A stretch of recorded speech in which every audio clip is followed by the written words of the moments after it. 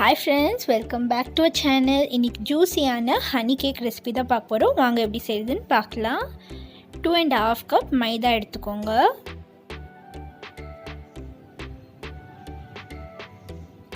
½ cup powder பண்ண sugar, 2 teaspoon baking powder, 1 teaspoon baking soda, 1/4 teaspoon உப்பு. இதை நல்லா மிக்ஸ் பண்ணிக்கோங்க. இப்போ வெட் இன்க்ரீடியன்ட்ஸ் ரெடி பண்ணலாம். 2 கப் பால் 500 ml,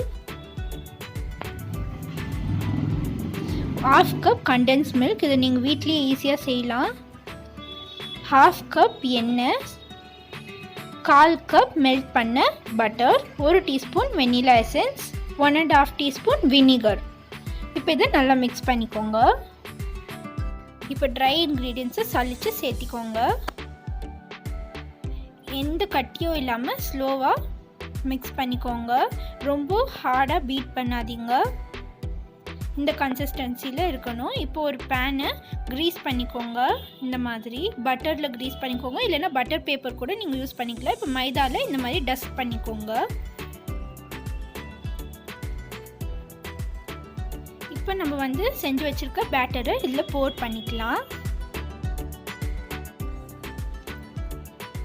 இப்போ இதை நல்லா டேப் பண்ணிக்கோங்க. 15 மினிட்ஸ் ப்ரீ ஹீட்டட் அவன் இல்லைனா பேன், லிங்க் கீழே இருக்கும் பேனில் எப்படி செய்கிறதுன்னு. 45 மினிட்ஸ் 180 டிகிரியில் பேக் பண்ணிக்கோங்க. இப்போ ஹனி சிரப்புக்கு ½ கப் தண்ணி, 1/4 கப் சர்க்கரை, 3 டேபிள் ஸ்பூன் தேன்.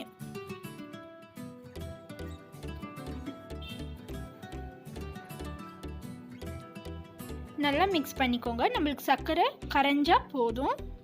கரைஞ்சதுக்கப்புறமா நீங்கள் ஸ்டவ் ஆஃப் பண்ணிக்கோங்க. இப்போ 6 table spoon fruit jam, Kisan jam இருக்கும் இல்லைங்களா, அது நல்லா மெல்ட் பண்ணிக்கோங்க. இந்த ஸ்டெப் லாஸ்ட்டில் பண்ணுங்கள், ஏன்னா இது 2 மினிட்ஸ்லேயே கெட்டி ஆகிடும். இப்போ பாருங்கள், 45 மினிட்ஸ்க்கு அப்புறம் நல்லா பேக் ஆகிருக்கும். ஒரு டூத் பிக் ஸ்டிக் வச்சு இப்படி விட்டு பார்த்தீங்கன்னா உங்களுக்கு கிளியராக வரும். அப்போ ரெடி ஆயிடுச்சுன்னு அர்த்தம். இப்போ இது கூலிங் ரேக்குக்கு மாற்றிட்டு நல்லா கூல் பண்ண விடுங்க. அப்புறமா மேலே இருக்கிறதையும் சைட்லேயும் கட் பண்ணிக்கோங்க. இதை நீங்கள் வேஸ்ட் பண்ண வேண்டாம், டீ கூட வச்சு சாப்பிடுங்க.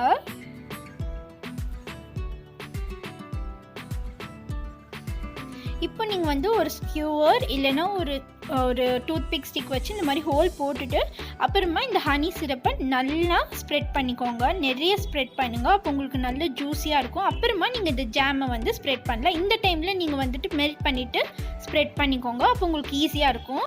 இதுக்கு மேலே டெசிகேட்டட் கோகனட் ஸ்ப்ரெட் பண்ணிக்கோங்க. எப்படி பண்ணுறது மேலே ரைட்டிங்ஸ் கொடுத்துருக்கேன், பார்த்துக்கோங்க.